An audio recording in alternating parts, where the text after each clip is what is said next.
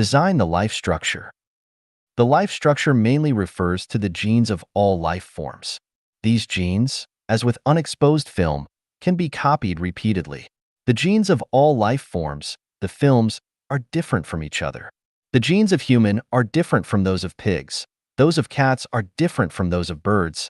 Those of willows are different from those of peach trees. And those of roses are different from those of peony. In general, genes are featured by the homogeneous compatibility and heteronature repulsion. For instance, the Asian, African, and European lineages of our species have the same nature and are compatible with each other, so their members can interbreed and produce viable offspring. However, since human, animal, and plant genes are not of the same kind but are incompatible with each other, they cannot mate, and even if they were to attempt to do so, new life would never be generated. Though oxen, sheep, dogs, cats, pigs, chickens, deer, rats, snakes, and otters are all animals, they cannot mate and reproduce because their genes are not of the same type and have different characteristics. However, the genes of a few life forms are similar. For instance, humans and apes, horses and donkeys, wolves and dogs, chickens and peacocks, apple trees and pear trees can mate or get engrafted. But the new life forms produced are not the same as their parents, and they cannot produce their own future generations. For instance, humans and apes can produce barbarians, who are infertile. Horses and donkeys produce mules, which are infertile, too. Wolves and dogs can have the infertile bay. Chicken and peacocks can produce the infertile phoenix. And apples trees engrafted to pear trees can produce the infertile apple pears. Though resembling each other, humans and monkeys have different genetic structures and cannot mate. Even if they mate with each other, they cannot produce any new life. That's why humans are not evolved from the monkeys. Of course, we cannot say the monkeys are involuted from humans, either. Fertilized egg, only visible via the microscope, will end up growing into a tangible life with head, feet, eyes, nose, hair, eyebrows, skin, nails, heart, and blood vessels. It is the fruit of the greatest creator's great wisdom. The human hair can grow limitlessly, but the eyebrows and eyelashes, when growing to a certain length, will not continue the growth anymore. Why? Because the growth of hair will not impact on the activity of the life, while the growth of eyebrows and eyelashes will block the vision. From the embryo to a grown-up, the life grows in strict proportions, which is also designed by the greatest creator. Otherwise, the left leg is already 1 meter long, while the right one is very short. Or the head has taken shape but the ear has not grown. It will produce a monster. Or the heart has begun to work while the blood vessels haven't started their growth. Thus, the heart will die from lack of oxygen. As a matter of fact, the mechanics engineers and the architectural engineers are also the designers of the genes. The drawings of machines, buildings, and bridges designed by them are genes of structures. Based on these genetic structures, workers will manufacture real machines and build buildings or bridges. The work of the workers is based on and within the framework of these genetic structures, drawings. If a building is designed for 5 floors, the workers will not build a 6-floor building. The genetic structure has even defined the window size, position and materials, the wiring and piping. The evolutionists believe that humans are evolved from monkeys, monkeys from insects, insects from simple cells, birds from the terrestrial animals, and terrestrial animals from aquatic life. It is the same as the aeroplanes are evolved from the buildings and buildings from the Swiss mechanical watches. 知晓过去未来. 3. Knowing the present and the future. The great leader, Chairman Mao Zedong, predicted the future development of more than 20 issues during his lifetime, which later proved to be accurate. How? Because Mao Zedong had wisdom. Anyone who predicts future developments accurately is wise. The wiser they are, the more qualitative and quantitative will be the predictions that they give. Scientists are people of wisdom because they have created most of our inventions. Without wisdom, any activities would definitely become messy and disorderly. Everything in the universe is in a cause-effect relationship and governed by natural law, and has its destiny from start to finish. So the wiser one is, the more one knows about the mysteries of the universe. The greatest creator knows the past and future of everything. Gods and devils know the movements and changes of many things. And the Buddha knows the past and futures of people. Confined by their genetic structures, Human can never know everything. For instance, they can never know the last digit of pi, or even whether it is cyclical or irrational. A country running in order and balance where people enjoy their life and work is often governed by a wise brain trust. If the people in this country voice frequent complaints and are annoyed by the criminals, it is definitely governed by a leadership without wisdom. If a family, in 3 generations' time, still can't cultivate some promising one in it, it is a family without wisdom. If a person lives in poverty and is not able to grasp any opportunity throughout life, or the person doesn't know what to do first and what to do second, he or she is someone with no wisdom. Some people can detect the opportunity from the shift of national leadership or find the future development from a newly launched national policy and change his target. These people have the wisdom. Some people can find the essence from the phenomenon or know the time of qualitative change from the speed of quantitative change. These people have the wisdom. Zhuge Liang is such a person, proved by his memorial on sending out the troops and his weather forecast ability before a battle. Everything in the universe runs according to the laws, whether the celestial movement, life growth, ebb and flow, or human life change, etc. None is able to run away from the restrictions of the rules. Those who know the laws of things and their movement know about the future. Human beings are able to forecast the time of solar and lunar eclipse hundreds of years later, the calendar and the cosmology destiny of billions of years later, and the weather and temperature in a few weeks' time. They also know that it takes 18 years for a baby to become a grown-up. The skilled and experienced doctor can know the estimated death date of his patient by judging through the symptoms. Some people with special capacity can calculate a person's lifespan. For instance, a Taoist priest once told Chairman Mao two numbers, 99 and 8,341. These two numbers coincidentally match many big events in his life. Everything in the universe is in a cause-effect relationship, is inevitable, governed by natural law, and has its destiny from start to finish. So the wiser one is, the more one knows about the mysteries of the universe. The greatest creator knows the past and future of everything in the universe. The God and devil know the movement and change of the majority of things. The Buddha knows the past and future of human beings. Confined by their genetic structures, the humans can never know everything. For instance, they never know the last number of pi. They even don't know whether pi is limited or cyclic. Humans can never have the same wisdom as the greatest creator does, but they can reach the level of God or Buddha. The problem is that when we have the wisdom of a God or Buddha, we cannot, or don't want to be a human anymore. The ordinary humans want to survive. When they possess the wisdom of Buddha or God, they want to die. For them, survival is meaningless and death is vital for the life. If they have a fortunate death, they can at least enter the 1,000-year world. If they have a bad death, they have to endure sufferings for the next cycle of life. While people's pleasure and happiness lie in their ignorance. Once they are literate, the distress and trouble will follow. The pleasure and happiness of humans cannot arouse the interest of the literate people who see the life as a tragedy, just like a merrily hopping fawn in the eyes of humans. A young deer is jumping and playing joyfully because it is ignorant. When it knows the surrounding tiger and wolf are killers, it will not be happy anymore. As human beings, they never intend to become a young deer simply because of the pleasure and happiness it enjoys. A God or Buddha never intend to become a human, either, unless he is from the senior life space with a special mission. 上帝与人类的八大关系 8 relationships between the greatest creator and human beings. Xiefeng. Human beings have direct or indirect relationships with all other matters and things in the universe, of which the relationship with the greatest creator is the most important. These relationships directly determine the extinction or survival of human beings and the prospect of each individual. This chapter will discuss the 8 relationships between the greatest creator and humans. The relationship in physical appearance?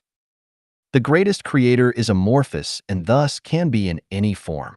The form of human beings is designed based on the form of the heaven God. That is to say, the appearance of humans resembles that of the God rather the greatest creator. The relationship of wisdom. The gods in heaven were created by the greatest creator, but we were not produced directly by the greatest creator. Black Africans and red American natives were the first batch of people to be created by the gods. White Europeans and Egyptians were the second batch to be created, and yellow Asians centered in China came from the Elysium world. They are the third batch of people on Earth and are mutations of dragons who were followers of the god of darkness. So the ancestors of the Asian race were not human. Adam and Eve were the ancestors of the Israelis and most Middle Easterners, and they were created by another god in the Garden of Eden. We can never reach the wisdom of the greatest creator. Only gods can understand the wisdom of the greatest creator. Africans and Europeans, when refined to a certain high level, can understand the wisdom of gods. With the genes of celestial beings and the Buddha, Asians can recognize the Tao of nature and can possess the wisdom of celestial beings and the Buddha.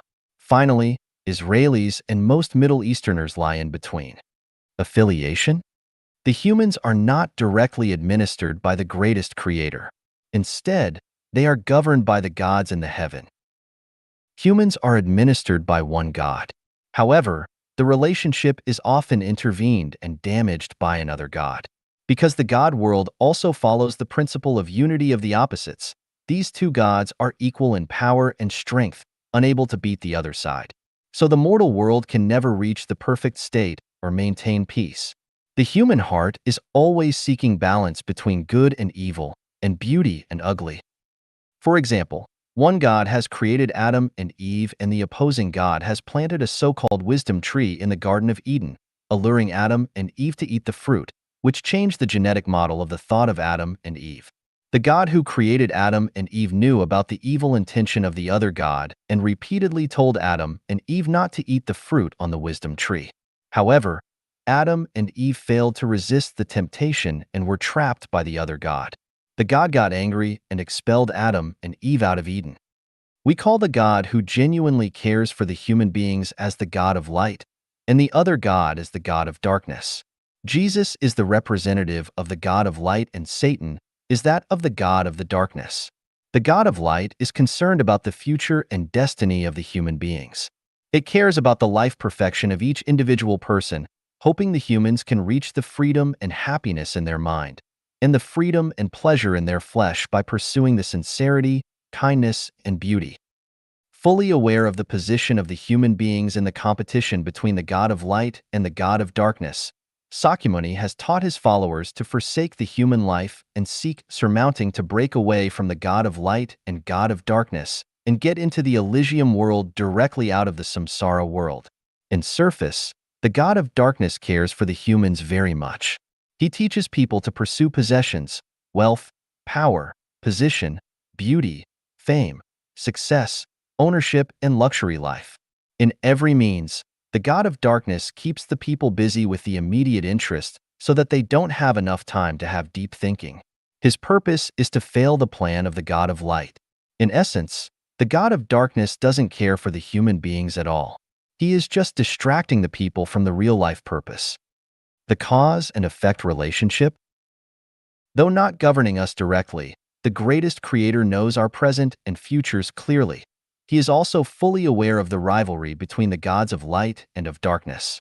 The God of light hopes to bring everlasting light to the mortal world, while the God of darkness hopes to sink the mortal world into perpetual darkness. However, either everlasting light or perpetual darkness would damage the unity of opposites in the universe. So they have to maintain a balance. The greatest creator cares for us by setting up a cause and effect relationship, an order, and a procedure. First, the greatest creator has given us a certain degree of free will, allowing us to select between light and darkness on our own. So the greatest creator has given us exactly what we have pursued, and we deserve our current situation. The greatest creator has neither deprived nor added anything. We are simply following the path laid out by the greatest creator. For instance, Adam and Eve could make their own decision of whether or not to eat the fruit on the wisdom tree.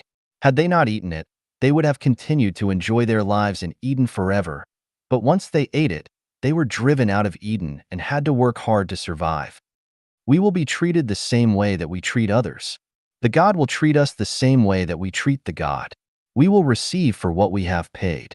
The more we have paid, the more we will be rewarded. What we have paid and what we will receive will always be equal. As you sow, so shall you reap. Plant sesames, and you cannot grow watermelons. Sow grass seeds, and you cannot grow crops. What goes around comes around. Such a life, such a death. The greatest Creator is fair and impartial and rewards us in accordance with our actions. Our past delivered our present, which is delivering our future. Such is our causal relationship with the greatest Creator. Blood relationship. Though we were not created directly by the greatest Creator, the source of life comes from the greatest Creator and nothing would exist without it. If there were no greatest Creator, there would be no Jesus or Satan, and if there were no Jesus or Satan, there would be no us. That is to say, we would not be here without the greatest Creator. As far as the blood relationship is concerned, the greatest Creator is the father of Jesus and Satan. Jesus is our father and Satan is our uncle, which means that the greatest Creator is our grandfather. Jesus called the greatest Creator the Father because he was created by the greatest Creator. However, if we also refer to the greatest Creator as the Father, we would then be putting ourselves in an equal position with Jesus, and that would violate our relational ethics. Because Jesus and another God created us as required by the greatest Creator, our Father is the God and is not the greatest Creator. From the perspective of relationships, the greatest Creator is our grandfather while Jesus and other gods are our fathers and Satan and other evils are our uncles. The celestial being is the senior life form of humans and the Buddha is the highest life form of humans. Grandfathers always love their grandsons and fathers always love their sons. If we respect the grandfather and do not anger him, we will have bright futures. Even when our fathers and uncles punish us, if we earn love and receive favor from our grandfather, then our father and uncle would have to relieve us because they respect their father, the greatest Creator. The relationship of distance? The concept of the distance between the greatest Creator and us can be explained in two ways. From the physical world's perspective, the distance between us is immeasurably large. At present, the farthest galaxies that we can detect are 27 billion light-years apart from each other, and quarks, the smallest particles we have theorized, are more than 30 billion light-years from us in the downward direction. The conscious energy cluster of the universe is not in the center of the universe, just as the human brain is not in the middle of the human body. If we see this overview from the perspective of 36-dimensional space, the entity of the greatest Creator is in the zero world while we are in the mortal world. Between these two worlds lies an insurmountable gap. So as far as the spiritual body is concerned, the greatest Creator stays together with us and there is no distance between us. All things in the universe are representations of the greatest Creator. Our distance from the greatest Creator, if shown with an approximate metaphor, is just like that between the finger and the body. There is some distance between the finger and the head, but as a part of the body, we can also say there is no distance between them. Any movement or feeling of the finger is felt by the brain. The relationship through telepathy. Though the greatest Creator seems far from us, it will react instantly when we do anything and will give us orders immediately, just like the finger and the brain. As a result, the greatest Creator actually stays with us and knows all of our movements and behaviors, whether physical, mental, or psychological, and all the directives from the greatest Creator will reach our bodies and souls instantly and perfectly. The greatest Creator is amorphous, and that is why we cannot see its existence. But this does not mean that the greatest Creator does not exist, or that its existence has nothing to do with us. In fact, each of us is living under the care of the greatest Creator. There is a mutual response and cause-effect relationship between the greatest Creator and each of us. If we imagine the greatest Creator as the sea, then we are fish swimming in it. The Holy Father, the Holy Spirit, and the Son of the God in the Bible refer to the greatest Creator, the psychic energy of the greatest Creator, and Jesus, who executes the directives of the greatest Creator. The psychic energy of the greatest Creator permeates the universe, and we just live in the spirit as fish swim in water. Lao Tzu, in his Tao Te Ching, spoke about Tao, which is actually the Holy Spirit. The perception of Tao, acquisition of Tao, and practicing the Tao actually mean awareness of existence, operation, and functioning of the greatest Creator. Also, combining with the spirit of the greatest Creator through thinking, understanding, and logical reasoning. When you have been integrated into the spirit, Tao, of the greatest creator, you will have reached this supreme wisdom, as stated in the Buddhist scripture. At that time, you will definitely become a celestial being and not be far from the Buddha. Ways of communications. Though the greatest creator seems far from us, it will react instantly when we do anything and will give us orders immediately, just like the finger and the brain. As a result, the greatest creator actually stays with us and knows all of our movements and behaviors, whether physical, mental, or psychological, and all the directives from the greatest creator will reach our bodies and souls instantly and perfectly. We communicate with the greatest creator through meditation and pray. Meditation means getting into the deep thinking and imagination by forsaking the psychological activities aroused by the sound, fragrance, taste, touch, and law in the mind. It is a state of mind and action giving up fame, wealth, life, and death, thinking about the universe mysteries and life meaning. After a long period of meditation, our consciousness will integrate with that of the greatest creator and our wisdom will be upgraded in quality. When our state of mind reaches the indescribable happiness and pleasure, we have been closely connected with the greatest creator. This is the most direct, effective, and difficult way of communicating with the greatest creator. The second way is to pray. We must first understand that human beings exist to serve the greatest creator. The main purpose of our pray is to please the greatest creator. Jesus has told us very clearly about how to pray and what to pray. We just need to follow his instructions. In general, the pray must be done in piety and should never be performed in a perfunctory manner.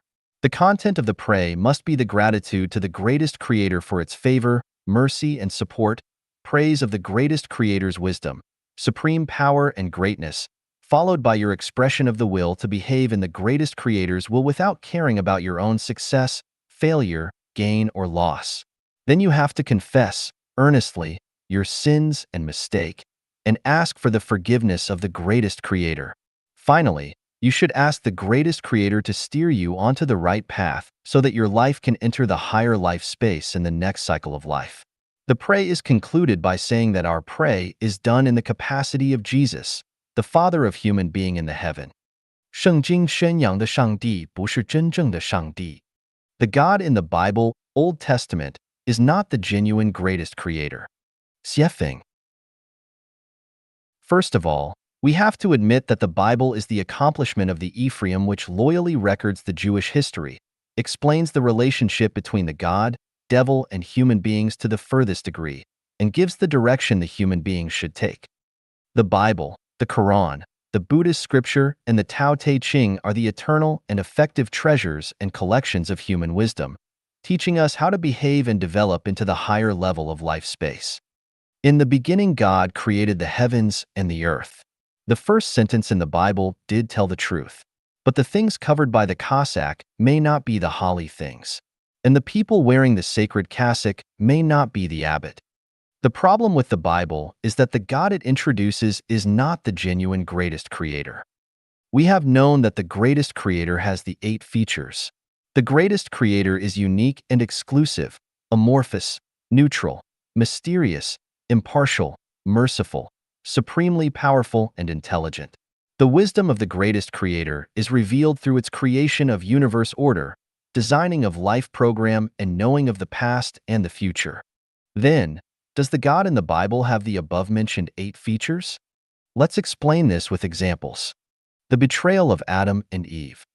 According to the Genesis, Adam and Eve were instigated to eat the fruit on the wisdom tree forbidden by the God in the Bible. Because they have violated the order of the God in the Bible, they were repelled out of the Eden. It indicates that the God in the Bible is A, incompetent, B, improvident, and C, unjust. He is incompetent because he was a loser at the beginning. The first couple of human he created betrayed him. So can we still say it is supremely powerful? Can we still believe in a person who often loses? The Great Flood had killed most of the human beings. What happened to them afterwards? They still wouldn't listen to his words. The Moses 10 Commandments are actually the directives of the God in the Bible. Can you tell me how many of them are obeyed by the human being? Actually, not even one. The God in the Bible seemed to know nothing about how to control the human beings. The only measure it takes is to voice warnings and threats against the human beings. Thousands of years has passed, the human beings remain the same. Is there no means to control the human beings? Or is there some other force constraining this almighty God? If this is the case, is this God not sole or exclusive? For thousands of years, the human beings have been violating his order. What is he waiting for? The God in the Bible is improvident because he didn't know that Adam and Eve were going to betray him or the development trend of what he had created. Is this God, who is not able to predict the future or the past, still reliable? If the Earth is going to get out of the solar system and this God knows nothing about it, how can he save the human beings? How can this God administer the deities, Buddha, celestial beings, and devils when he found it difficult to control the human beings? How can he manage the spacious universe? The God in the Bible is unjust because it cannot tell wrong from the right and because it is unreasonable. Why would Adam and Eve betray the God in the Bible? There are three major reasons. First, the genetic structure of Adam and Eve had faults or was imperfect. The life created by this God was now its own constraint. This angered the God very much. It is just like the house built by an architect who put every efforts was fallen and hit his own feet. Is the house or the architect that should be blamed?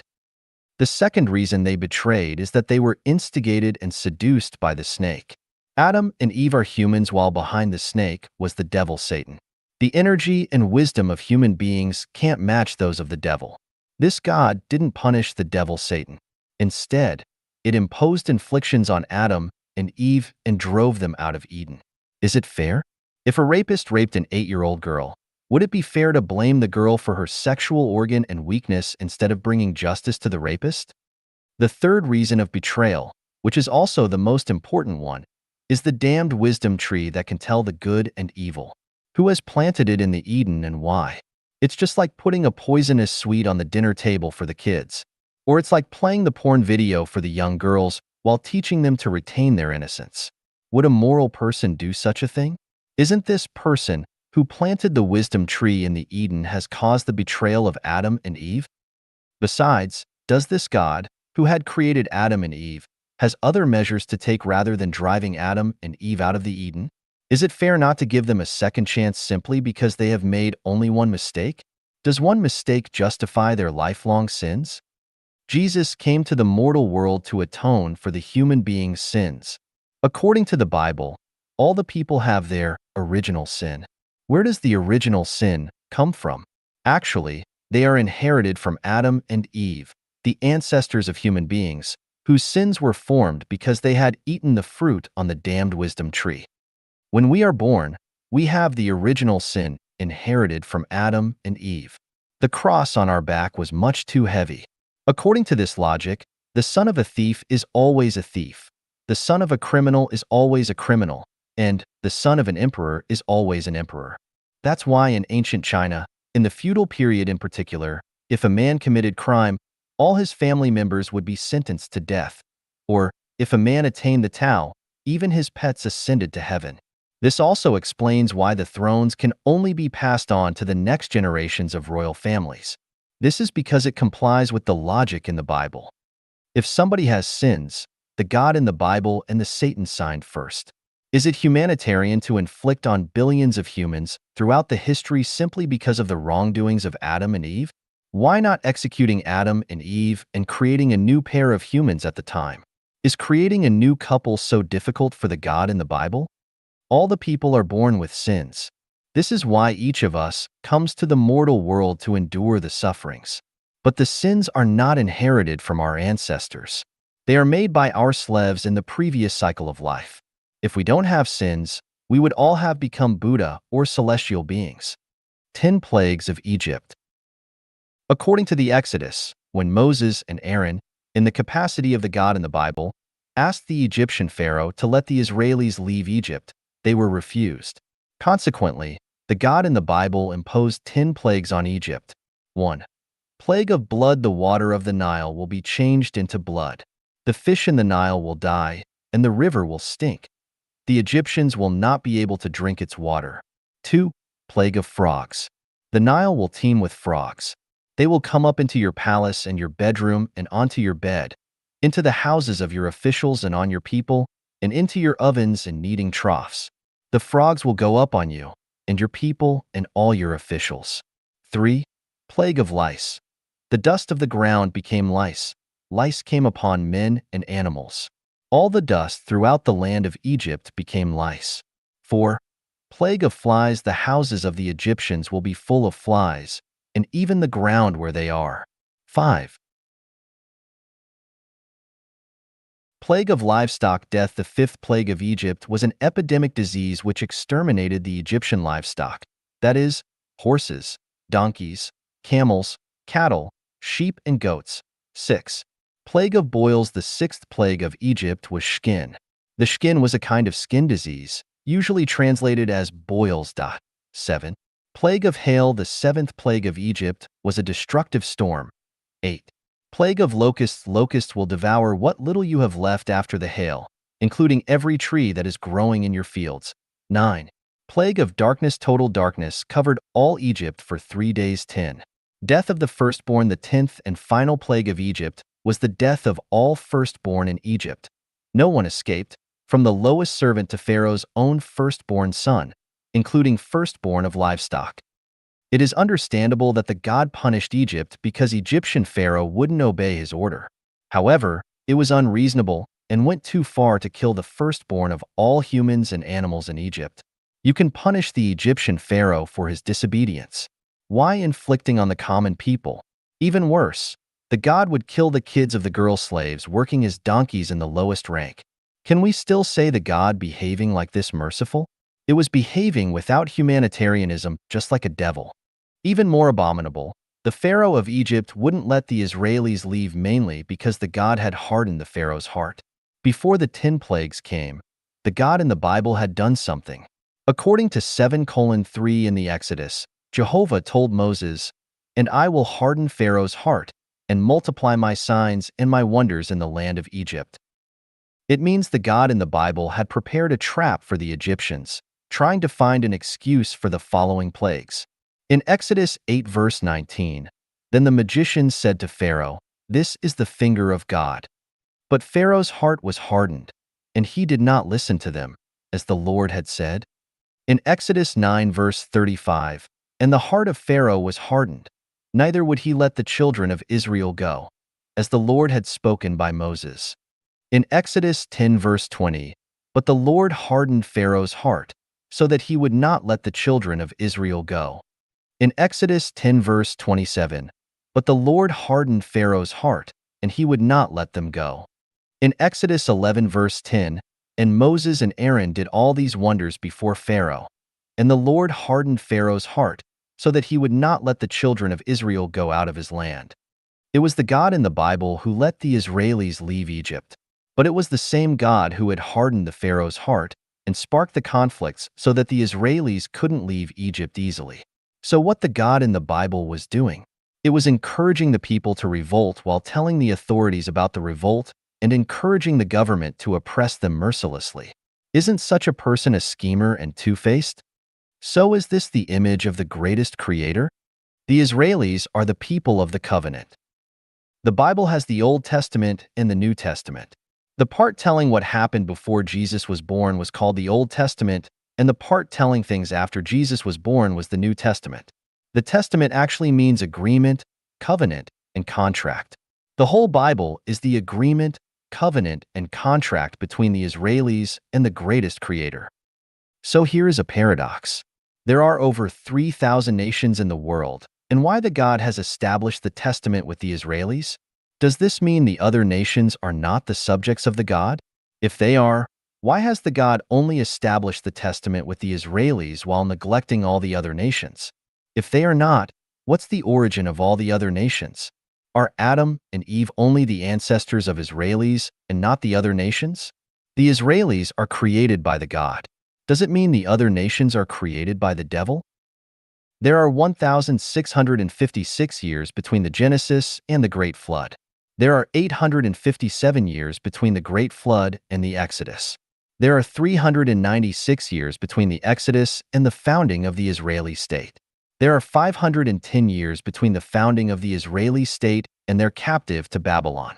There are 152 years between their imprisonment in Babylon and the reestablishment of Jerusalem. There are 450 years between the rebuilding of Jerusalem and the birth of Jesus. There are 2003 years between the birth of Jesus and today.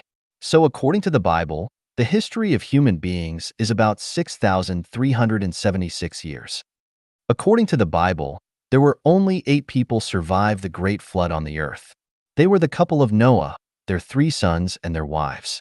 It means that 4,700 years ago, there was no one else living on the earth except for the Noah family. But this has brought some other questions. First, where did the American Indians come from?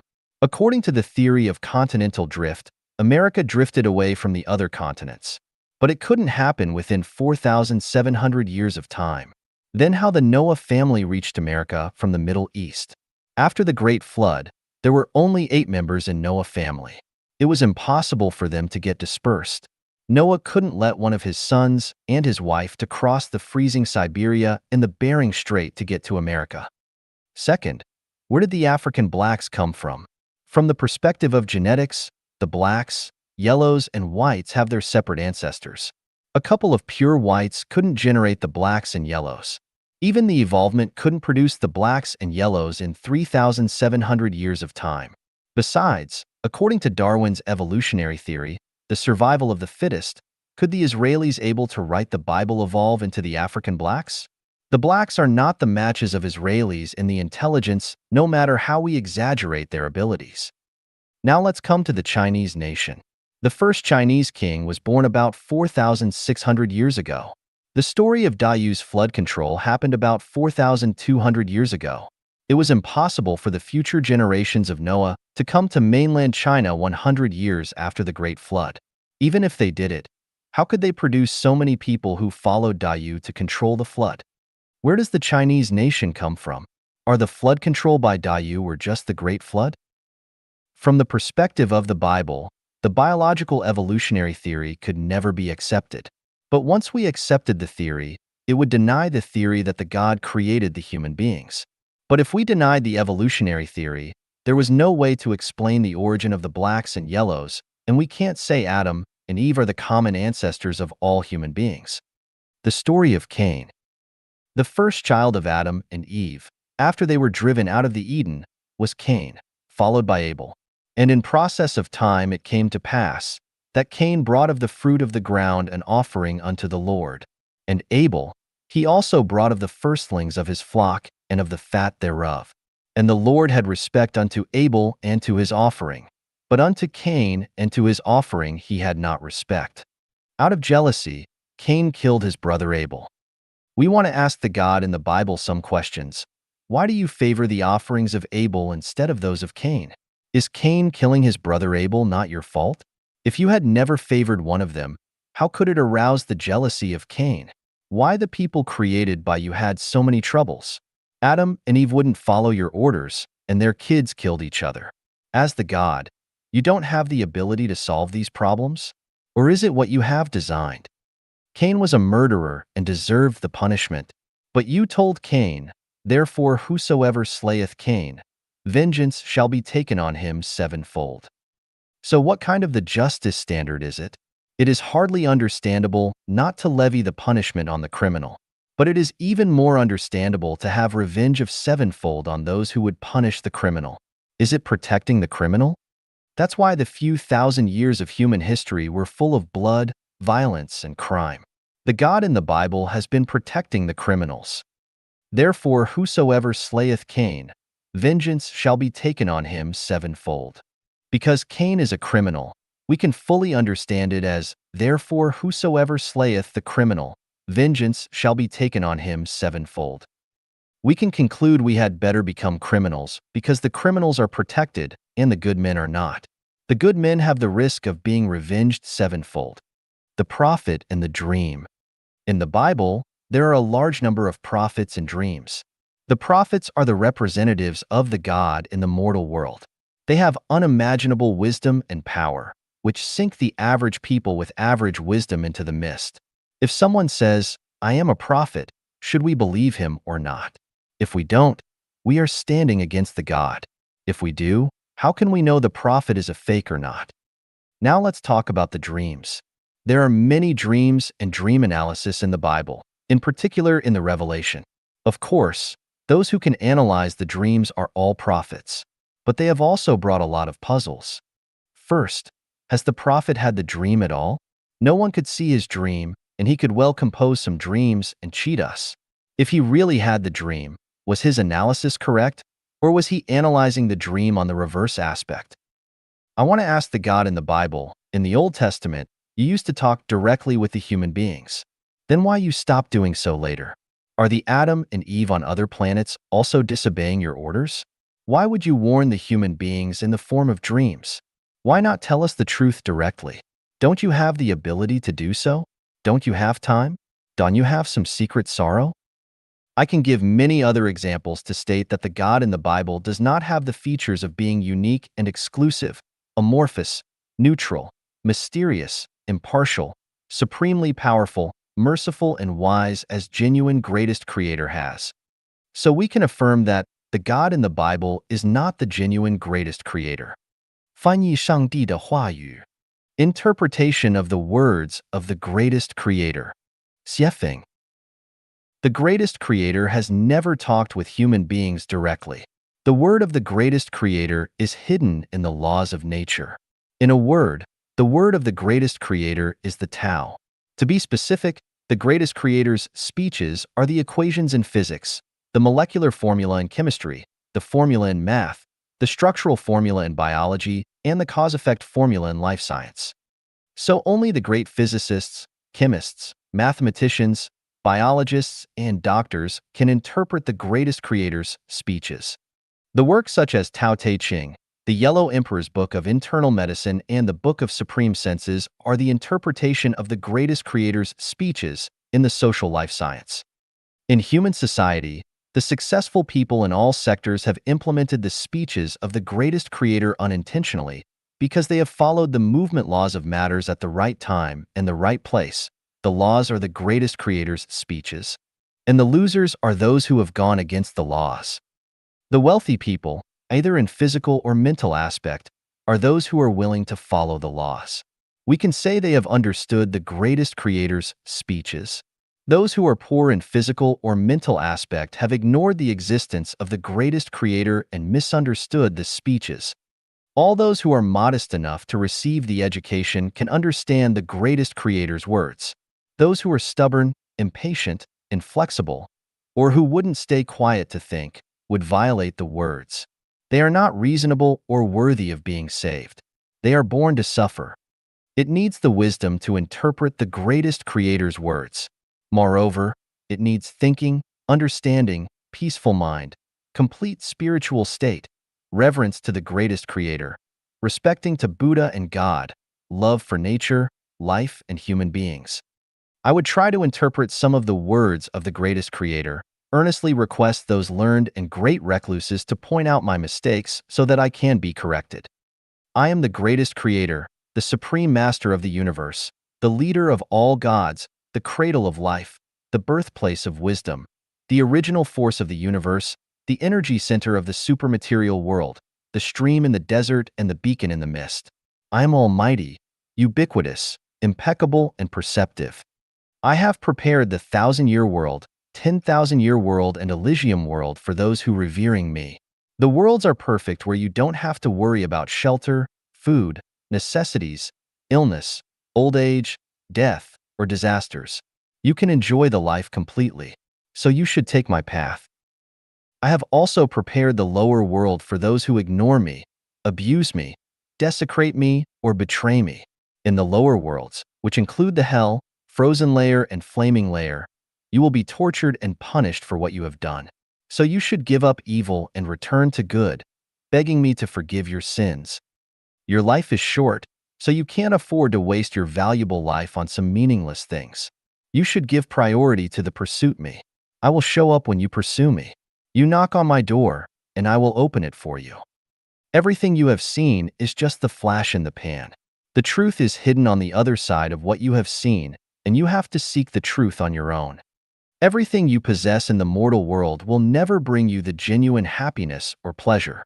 The more you possess in the mortal world, the more distress you will sink into. You should pursue wisdom because only wisdom can grant you with happiness and pleasure. I will allow the people with wisdom to the senior life space. You shouldn't make the human life much too complicated. You should pursue the simple and fruitful life. I prefer those common people with wisdom, not the people with authorities, power, or fame. You should never limit your thinking within the three-dimensional space because that will blind you against other spaces. Don't deny the existence of other spaces simply because you can't see them, just like you can never deny the existence of particles just because you can't see them. You should stay away from the evil conducts. Those who steal, rob, cheat, blackmail, rape, murder, or corrupt will never have the bright future. Don't be jealous, slandering, arrogant, conceited, complaining, or crafty because these are the virus which will swallow your spiritual nature. You shouldn't compare yourself with others. Behave yourself and take your own path. Don't follow the fashions or trend and don't lose the right path. You should be modest enough to learn from the wise people and brave enough to listen to their instructions and admit your ignorance. Born into the mortal world, you are destined to be the human beings. So don't pursue super performance or becoming the Buddha or God. You should take the path of being a human. Your next life cycle is determined by your virtues as a human. I hate those who are performing weirdly. The earth is the home to all human beings. You should love every tree and bush and every hill and every stream in the earth. Those who damage the earth will lose their homes. Those who care for the earth will enter the beautiful homes. I will treat you the same way you treat me. I have never created that many conflicting religions in the mortal world. I have just created the laws for the universe and life. The religions are created by the humans on your own. Don't build temples or churches for me. The entire universe is where I stay. Don't sacrifice cattle or sheep to me. I am the greatest creator and I don't eat those things. You should revere me with your heart. Don't try to cheat me with those superficial forms because I can sense it. I hate those who look loyal and scorn me in the heart. You should show filial piety to the elderly because you are on the way to become elderly. You should care for the kids because you are the kids in my eyes. I will not care for those who don't care for the kids. You should respect the teachers and receive the education modestly. Otherwise, your soul will be covered by ignorance and your life will be spent in darkness.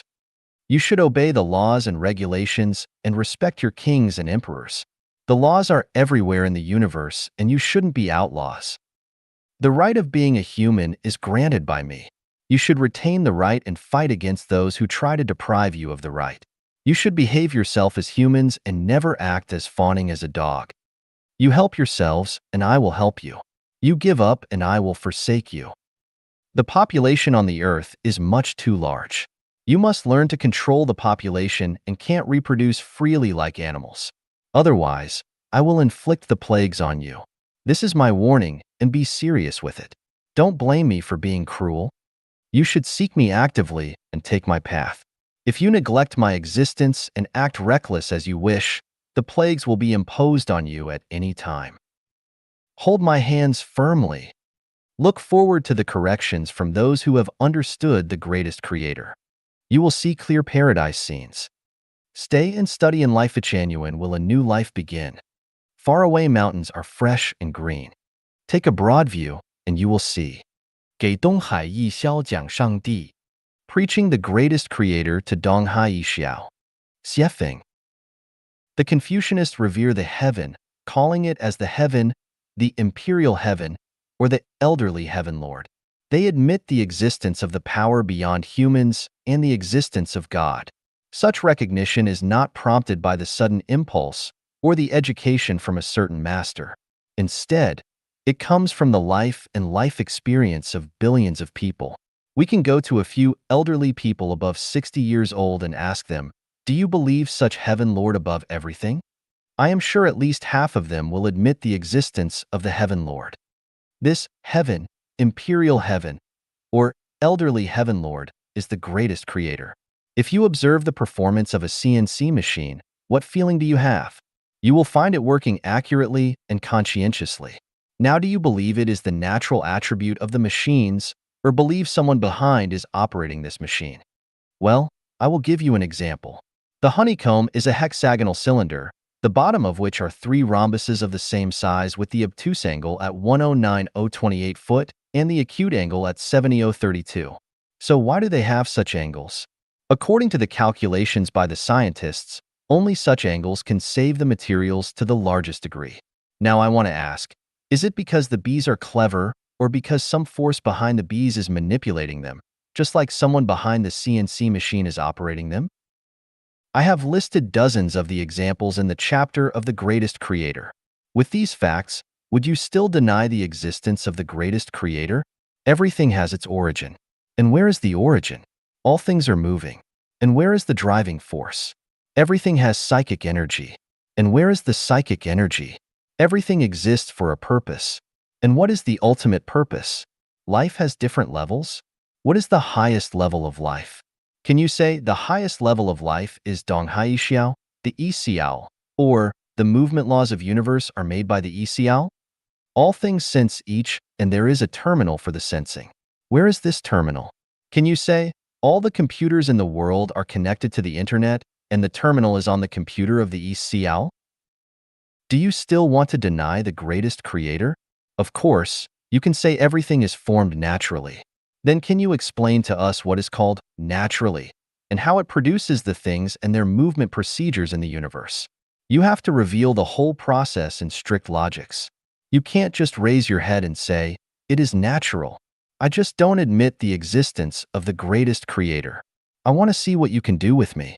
All the people in this world believing in the greatest creator are those with spiritual nature, perception, and wisdom. All those who don't are troublemaking people. The greatest creator does not belong to anyone. It is wrong to think that the greatest creator should help whoever believing in him. The greatest creator is just like the sun, shining impartially on everyone in the mortal world. Who gets more sunshine is determined by their habits and preference. Whether you love sunshine or not is your own choice, not the greatest creator. The greatest creator has 8 features. It is sole and only, amorphous, neutral, mysterious, impartial, merciful, supremely powerful, and wise. I have said the God in the Old Testament is not the genuine greatest creator because the God in the Old Testament does not have 8 features. I have also said the Krishna advocated by the Kirtan and the Bhakti movement is not the genuine greatest creator because he has 16,108 wives. The genuine greatest creator is neutral or unisex, neither male nor female. Any statement or practice personalizing the greatest creator is wrong. Why? Why? Why? I will not give further explanation. You can make your own judgment. Why have some people resisted the greatest creator believed by the life Chanyuan? The reason is that when the genuine greatest creator shows up, the fakes will find no place to hide. They have no choice other than slandering it.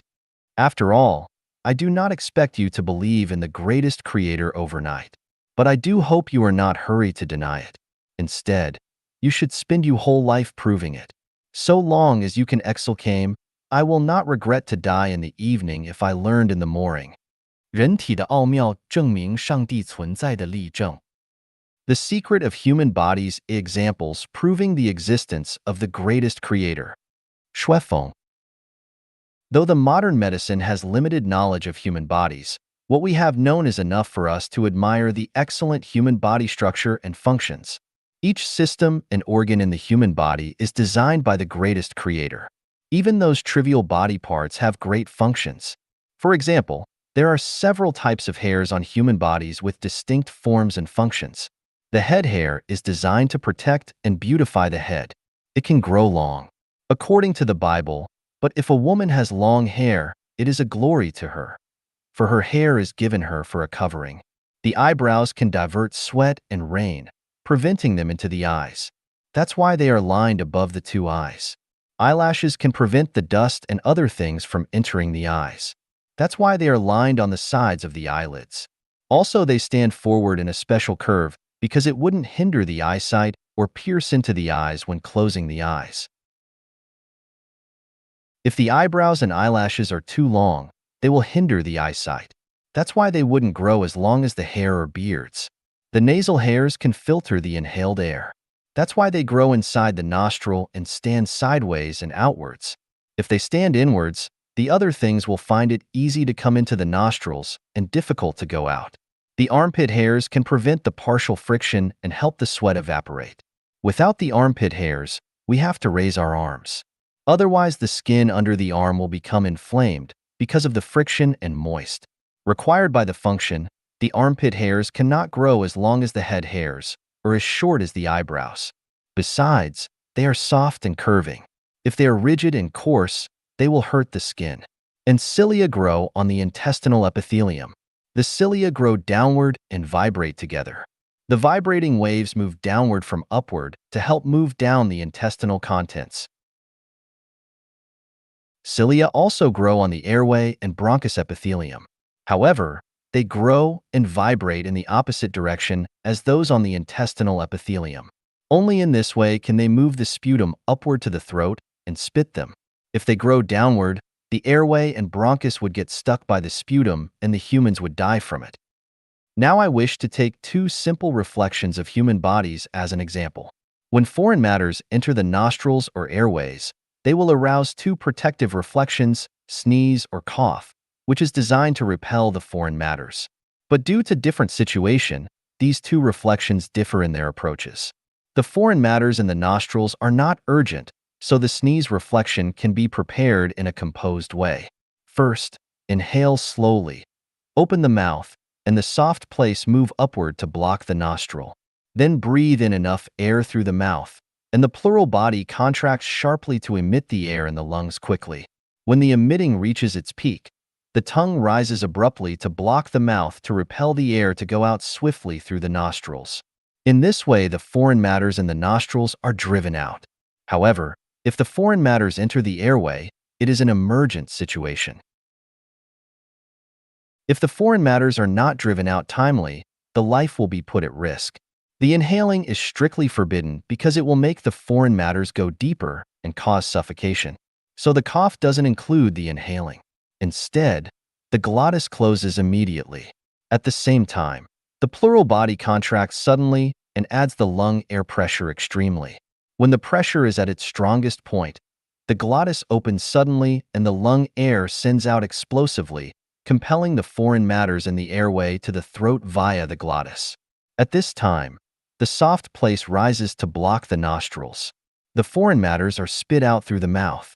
If the tongue and the soft place perform the same way as in the sneeze, the foreign matters emitted out of the airway will enter the nostrils, causing another trouble. In these two reflections, the body parts must cooperate closely. Any failure in the coordination will lead to the failure of the reflection, causing serious consequences. So these activities are not done freely. Instead, they are done as required by their functions and set procedures. These procedures are not learnt or practices. The program has been rooted in our brain nerve structure, nerve nucleus, when we are born. Otherwise, the babies will not survive. The advanced computer science has made it possible to simulate these activities. However, the simulation requires three conditions. 1. Device simulating the inhale and exhaling of human mouth, nose, throat, pleural, and the sensing device. 2. The central control equipment simulating nerves and body system, compute, input, and output devices. The above two devices are hardware, and software is also needed, namely 3. A program composed in strict compliance with the requirements to control the performance and procedure of each link, and arrange them in perfect coordination. All the three conditions are imperative. Otherwise, the reflections can't be realized. The program itself is not a substance structure. Instead, it is a smart use and spiritual result. There will be no such a thing as the program without the smart use. So we have to ask, the program is composed by the humans and stored in the computer. How about the control program in the human brain? Is it also composed by someone and stored in the human brain? Sneeze and cough are the simplest examples. There are numerous automatically controlled physical, biochemical, and pathological human body activities, which are even more sophisticated than reflections of cough. Even today, some of them remain mysteries to us. So how are these sophisticated control programs composed? And where do they come from? Now let's have a look at the sensory organs on human bodies. Why do we have two ears? The reason is that one ear is not able to identify the direction. With the ears lying on two sides of the head, the sound reaches the ears in sequence of time. Based on the slight receiving time difference, the brain can judge where the sound comes from. The auricle is the most outward component of the ear. It can introduce the sound into the external auditory canal. Within the auricle, there is a thin layer of cartilage helping to retain the form of auricle, giving it wonderful elasticity and protecting it from the clashes. Without the cartilage, the auricle is just two useless pieces of skin hanging on the head side. If the thin bone is inside the auricle, it will break easily even if when you are sleeping on your side, damaging the auricle. There is fuzz on the outer segment of the external auditory canal, preventing the sand and dust. The inner segment secretes cerumen to prevent insects. When foreign matters enter the external auditory canal, it will trigger head shaking instead of sneeze or cough to get the matters out. Because the external auditory canal is a blind passage, it is impossible to repel the foreign matters with air. Why don't the foreign matters in the nostrils arouse the head-shaking reflection to repel them? That's because the nostrils of humans almost lie in the middle of the head. The shaking is not able to produce enough centrifugal force. Besides, the human nostrils face downward, and it is improper to repel the foreign matters by shaking the head. The sound is produced by the mechanical vibration of objects and is transmitted by the air fluctuation, or the sound waves. The human ears are actually working like a precise mechanical vibration monitor. In the inner ear, there are a number of keyboards with different sizes, producing nerve impulses produced by echoing with corresponding frequencies. The brain, in accordance with the features of these impulses, identifies the strength, tunes, and timbre of the sounds. We must note, though there are many sensory organs in human bodies, only the inner ear is protected by the most solid and firm bones. In fact, it lies in the cave part of the temporal bone. Of all the sensory organs, only the ears monitor the mechanical vibration, which needs a relatively fixed position. Otherwise, it is not able to monitor the sound. If the inner ear lies in the soft tissues, when the sound wave arrives, the inner ear will vibrate with it. Thus, it can hear nothing. Now the inner ear lies in the firm bone, and it can't sense the air vibration. So it is imperative to reduce the density waves to the mechanical vibrations before sending them to the inner ear. And there is such a reduction device at the middle bottom of the external auditory canal, which is called the eardrum. The eardrum has enough space to receive the air pressure. It is thin enough to vibrate when the sound wave arrives. Meanwhile, the eardrum is strong enough to push the transmission device. The long handle of the middle ear cartilage is attached to its inner side, the tensile force of which makes the eardrum sink inside slightly to maintain certain tension. This allows the eardrum to accurately reduce the arriving sound waves into the mechanical vibrations. No matter what the temperature is, the vibration function is not impacted. After the sound waves are reduced into the mechanical vibration, some rigid objects are needed to transmit the vibration to the inner ear. Of all body tissues, the most rigid objects are the bones. However, the bones are heavy in general and covered by the soft tissues, which are not suitable for the audio vibration. However, in the tympanic cavity between the eardrum and the inner ear, there are three unique tiny bones with delicate forms measured in millimeters. They are almost completely exposed to the air in the tympanic cavity. These three tiny bones are connected by ligament and form a transmission chain and curve with excellent audio vibration function, able to transmit accurately the vibration of the eardrum to the inner ear. The transmission device can properly multiply the weak vibration and reduce the strong sound wave. All of these structures are the super designs required by the acoustics. There are even smarter designs in the hearing organ. For example, to make the eardrum vibrate freely following the arriving sound waves, the two sides of the eardrums must be exposed to the air. As a result, there is a tympanic cavity full of air in the middle ear. If the cavity is filled by liquids, just as other cavities are, the eardrum is not able to vibrate because the liquids can't contract. Besides, the cavity does not only need to be filled with air, but also needs to be connected to the outside world with a proper passage to balance the static air pressure in the cavity with the outside air pressure. Otherwise, the air in the cavity will gradually be absorbed, causing the eardrum to sink excessively or damaging it. When the outside air pressure changes, such as in mountain climbing, diving, the airplane takeoff, or climate change, it will arouse uncomfortable feelings or lead to hearing malfunction. But the middle ear can't be open to the outside world directly, just like the external auditory canal or nostrils can. The reason is that the direct exposure will make the arriving waving sound reach the two sides of the eardrums at the same time via the external auditory canal and middle ear passage, counteracting the sound pressure. Thus, the eardrums will not vibrate at all, unable to produce the hearing. So it is a difficult problem to connect the middle ear and the outside world. However, the human body, with a smart design, solves this problem. The middle ear is opened at the two sides in the upper rear of the pharynx via a half-open passage, the so-called auditory tube. The auditory tube is locked in common times and only opened temporarily when taking the swallowing actions, balancing the air pressure in the middle ear shortly. After the swallowing action is over, the auditory tube is locked again. Apart from eating, human body would regularly take swallowing action unconsciously, even when he or she is sleeping. Thus, the air pressure in the middle ear can be adjusted from time to time and avoid the hearing from being hindered. Besides, when swallowing, the swallowing segment and the soft palate will definitely rise, blocking the mouth and nostrils against the outside world.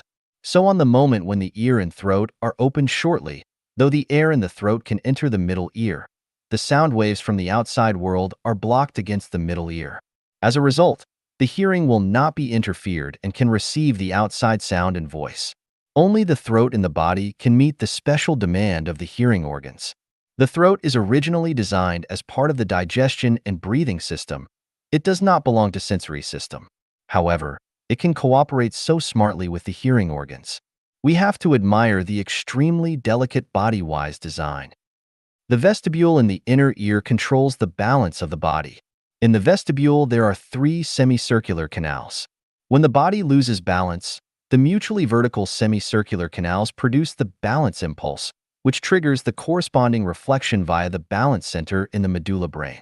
Why are there three semicircular canals instead of two or four? And why are they mutually vertical? The reason is apparent. Humans live in the three-dimensional space. There are three mutually vertical movement directions, namely front and rear, left and right, upward and downward. So the three mutually vertical semicircular canals can monitor the movements. The number less than three or more than three would be insufficient or redundant. We can see the delicate and smart structure and function and the supreme wisdom in them. They can't be the accidental results. As the most important perception of human bodies, vision provides more information than that provided by all other perceptions. The vision is the perception of image and space, and the visual organs must have the most precise and accurate structure completely different from other sensory organs. As a result, in the perspective of the embryogenesis or neuroanatomy, the main structure of the eyes is not just the common receptor. Instead, it is part of the cerebral cortex. The so-called optic nerves are completely different from other cerebrospinal nerves. In essence, the optic nerves are inner structure in the brain, transmitting the most sophisticated visual information. The eyes function like a precise camera. The retina, composed of the photoreceptor cells, is just like the films. The crystal, iris, and the cornea works like the lens, diaphragm, and the filter. However, the precision and automatic adjustment of the eyes is no match of any high-quality cameras. For example, the lens in modern cameras is made of special glass or hard plastics with fixed focal distance. When taking pictures for the landscapes with different distances, the lens position must be adjusted. Otherwise, the image will not be produced on the films. But this is an awkward approach. Imagine when the eyes are watching landscapes with different distances, the eyeballs have to protrude or recess alternatively, which looks ugly or damages the health and function of the eyes. However, the crystal in the eyes are transparent and elastic colloid, which can adjust automatically the focal distance in accordance with the distance of the objects to make sure all the objects can be imaged on the retina, without changing the position of the crystal. Such automatic adjustment function can't be fulfilled by any camera. If we observe the eyes in the perspective of modern TV technologies, The eyes are more like the television camera, but thousands of times more precise than the television cameras. The TV image is composed of dense pixels, the mixed dark or brilliant light spots. Till now, the best TV image only contains less than 1 million pixels. However, the human eyes can produce image containing 20 billion pixels. Only the eyes can see the details of objects. No matter how clear or accurate the image is, it is still a plan view image. Then how the eyes can provide the dimensional image is a key issue of providing the complete vision. But it is not an easy task at all to convert the flat view image into the dimensional one. For a long time, people have been puzzled by how the conversion is done. Of course, we later knew the smartness and delicacy of the human body shown here. The two eyes send the flat view images they receive into the same nerve center, which contrasts and analyzes the images and judges the distance of the objects based on the slight visual angle difference caused by the position difference of the two eyes. Thus, the dimensional image is produced. That's why people have to have two eyes to establish the complete vision. Based on such understanding, humans have invented the dimensional movies. But the above is only the external process of how vision is formed. People have little knowledge about how the visual center works inside. We have to admit that the mysteries of human body structure and functions are beyond the intelligence of mankind. As a matter of fact, the distance judgment with two eyes is the triangulation technique, which is precise and automatic. The accurate measurement needs two premises. First, the two eyes must focus on one object at the same time. Otherwise, there will be double vision, which means the one object will be seen as two objects. As a result, the complete neuromuscular system is equipped on the outside of the eyeballs, making the eyeballs the most flexible and accurate organs. The ciliary muscle inside the eyeballs can adjust the conversion rate of the crystal at any time to focus on the object and form the clearest image. Second, the retina of the two eyes must be strictly symmetrical. Otherwise, the image contrast of the two eyes will become impossible. Furthermore, the images received by the two eyes must be transmitted at the same time to the same visual center for contrast and analysis. There are two visual nerves on the left and right side of the brain, supervising respectively the two sides of the vision field. The objects in the left of the vision field are reflected, via the eye pupil, on the retina of the right sides of the two eyeballs. The corresponding images in the two eyes, via the visual nerve, are sent to the visual center on the right side of the brain. The objects in the right of the vision field are reflected, via the eye pupil, on the retina of the left sides of the two eyeballs. The corresponding images in the two eyes, via the visual nerve, are sent to the visual center on the left side of the brain. The two visual nerves contrast the corresponding images coming from the eyes and produce the full-field dimensional images. The pairs of human parts are often symmetrical on the outside. Only the retinas are symmetrical in the same position. Namely, the left side is symmetrical to the left side and the right side symmetrical to the right side of the two retinas. That's because the light rays come in directly. Otherwise, the visual centers can't receive the corresponding images or get the coordinated vision. The structural symmetry of the retinas in the two eyes must be accurate to the utmost. Otherwise, the images in the two eyes will not comply with each other and the ambiguity will occur. Besides, the corresponding images from the two eyes must be sent to the same visual center.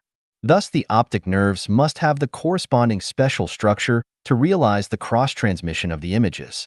This is the unique chiasma opticum, unique to the optic nerves.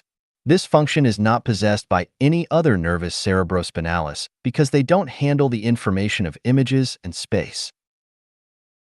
If we use the computers and monitoring cameras to simulate the process of human vision, the input network of the computers has to have a similar chiasm. No other design can do it. Judging from the above, we can find all the human organs, structures, and functions have shown the supreme wisdom. And these are the ways they should be. Some people think that human body has some useless organs, such as the thymus gland, appendix, tonsil, and coccyx, in order to prove the human structure is imperfect. Some people used to believe that these organs were not that useful. Instead, they tend to arouse diseases such as appendicitis and tonsillitis. If these organs are cut off, it will not have much impact on the human body. In the past, People used to classify spleens and other organs into the useless organs. There was a list of useless organs in the past which included over 100 organs. But the list was long not because these organs are useless, but because people at the time were ignorant. As more we know about the organs, most of them have been deleted from the list, and there are only a few still remain in the list. Some people think that these organs are the leftovers of human evolution, which are called the wasteback organs, and use them as one of the evidences of evolution theory. This is a complete misunderstanding. Till not we have understood there are no such things as the obsolescent organs. It is simply the lack of knowledge of these organs. Take the thymus gland as an example. In the past, people didn't know its function. Now we have understood it is the warning device of the human body against the inner and outer infection sources. As a result, the thymus gland contributes a lot to the human health. Another example, if the coccyx fractures, it will cause serious functional disturbance. So the coccyx is also an imperative part of human body. Some people might say these organs can trigger diseases. Then all human organs can lead to diseases. Even brain and heart are of no exceptions. Why don't we say the brain and heart are useless? Some organs, though they are not as important as the heart and brain and wouldn't endanger life immediately when eliminated, are also useful. Just like if the hands or feet are lost, though not fatal, the human body is handicapped. After knowing the supreme and smart design of human structures and functions, you might want to know how they come into being. Who has designed and made such sophisticated and precise organs? We cannot avoid the question. Any truth-seeking person would admit that the extremely delicate organs and structures are not produced naturally or accidentally. For instance, if someone gives you a top-class camera and tells you it is a natural one without designer or manufacturer, do you think his words are scientific and acceptable? The human body, which is even more delicate, accurate, flexible, and practical, must have a supremely wise and capable creator behind it. On a spring Sunday morning in 1954, I saw a young stranger sitting in the chamber of a church. When we started to talk, I knew that he was a student at Peking Union Medical College. He said to me, "Since I studied anatomy and physiology, I have felt the human body is really a wonder. It is not possible to understand it unless we interpret the wonder with a God." He came to the church to seek an answer. The wonder of this young man is not the only example. I remember that when I was studying anatomy and physiology in school, some students surrounded our physiology teacher and kept asking him questions. Finally, the teacher, annoyed by so many questions, told us, "Please stop the questions because they will lead to religion in the end." Because of the special political background at the time, the teacher's warning silenced all the students. But his warning impressed me deeply and remained in my memory till today. My thought at that time was that the teacher was right because all the things were created by the God. Though he was not a Christian, he had to admit the truth, and the further probe into the human body mysteries, part of the universe mysteries, would definitely lead to the existence of the God, religion, in the end. Otherwise, it would be impossible to explain the wonders of the human body. The Bible says, "For the invisible things of him from the creation of the world are clearly seen, being understood by the things that are made, even his eternal power and Godhead, so that they are without excuse." 1:20 Romans 1. Was the teacher demonstrating his scientific spirit? No. The scientific spirit means the truth and boldly pursuit of the truth without avoiding any controversy. The teacher knew very clearly that one more step forward would lead to the God, but he dared not move onto the path towards the truth. Instead, he asked his students to stop there. It has shown that many people refuse to admit the existence of God not because they don't have the scientific spirit, but because of the social pressure, individual consideration for their interest and prospect, just as what the teacher was doing at that time. Nevertheless, the existence of the God would not change. And we cannot live in such considerations for the reality forever. One day in the future, when we have to face the ultimate choice, we will have to face the Supreme Master who has created the universe and the human beings. The Bible says, "And as it is appointed unto men once to die, but after this the judgment." If we don't accept the immoral God now, we have no excuse when it comes to the day. When we talk about the origin of all things in the universe, some young people often ask, You have said the humans are created by the God. Then who has created the God? The analogizing logics seem to be reasonable, but it is not true. Because the God is the creator instead of the created, you can't link these together. The table is made by the carpenter, but you cannot say the carpenter and the table have the same origin. Human beings' understand of the God is only limited to the enlightenment from the God to the humans. Otherwise, humans cannot understand the mystery of God's nature. The God says, I am Alpha and Omega, the beginning and the ending, saith the Lord, which is, and which was, and which is to come, the Almighty. Exodus 3 verse 14 and Revelation 1 verse 8. For the God, there is only the eternality, and there is no time, beginning or ending. Even in the scientific field, too many analogizing questions won't be tolerated. One scholar was talking about the belief in the God with his students. One student asked suddenly and proudly, "Where does the universe come from?" The scholar answers, "The universe is created by the God." The student continued to ask, "Who has created the God?" The scholar answered, "The God is Alpha and Omega, and I am not created." The student said, "This is not scientific at all." The scholar then asked the student, "Where does the earth come from?" The student answered, "The earth comes from the sun." The scholar continued to ask, "Where does the sun come from?" The student answered, "The sun comes from the galaxy."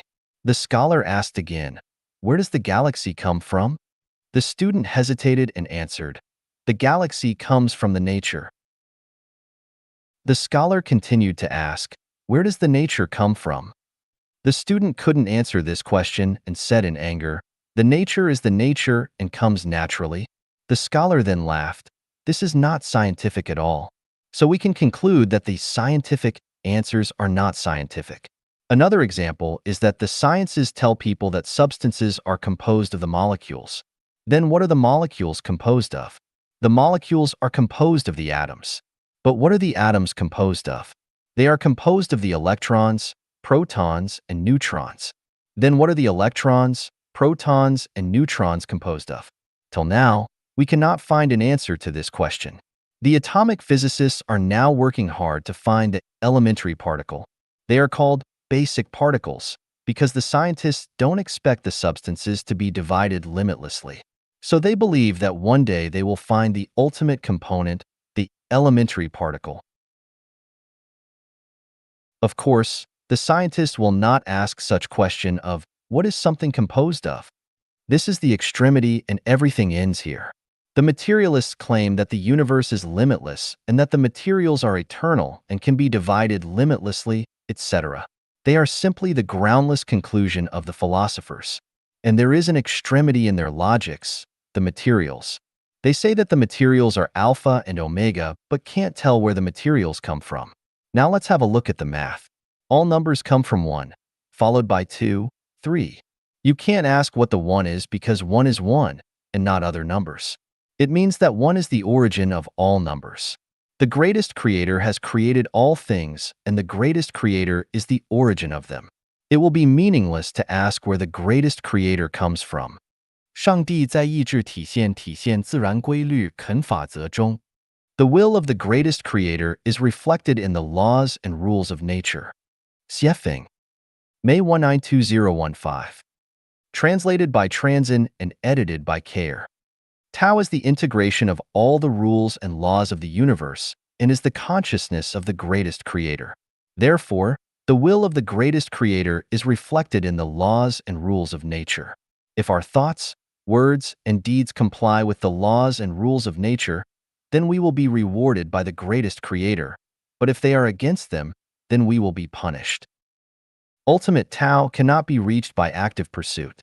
There is no way to get rewards from the greatest creator by wishing for them, no matter who you are, how pious you are, nor how much you emotionally love the greatest creator. When you go against the laws and rules of nature, you will be punished. For instance, regardless how many joss sticks we burn or how many times we kowtow in a temple, if we drink poison, we will surely die. This is the only way that things work. Merits and mistakes do not offset each other. A merit is a merit and mistake is a mistake. We will be rewarded for our merits and punished for our mistakes. No matter what great merits we have, as long as we make mistakes, even slight ones, we will be punished for them. That is to say, even if we perform 10,000 good deeds, we will still be punished for doing one bad thing. The greatest creator will not ignore a single bad thing no matter how many good things we do. So, we all suffer from illness and mishaps, be it the Pope, the hierarch, the master, the emperor, the devout disciple, or the lay person. Even a messenger of the greatest creator would not be given special grace by which to escape from the due punishment.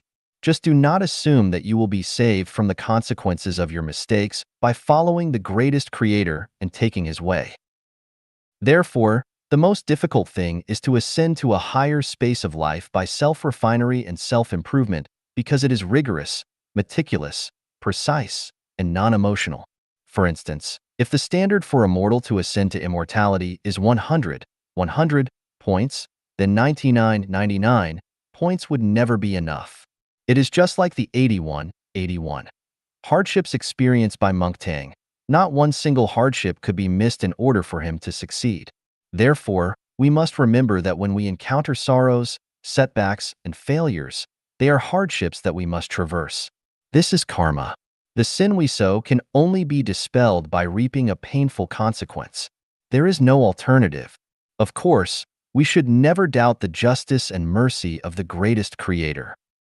Absolutely beautiful things can only be enjoyed by the absolute life. Absolutely beautiful things are boundless and endless, and when we want to enjoy these unending and boundlessly beautiful things, we should focus on examining our lives and ask ourselves, is mine an absolutely beautiful life?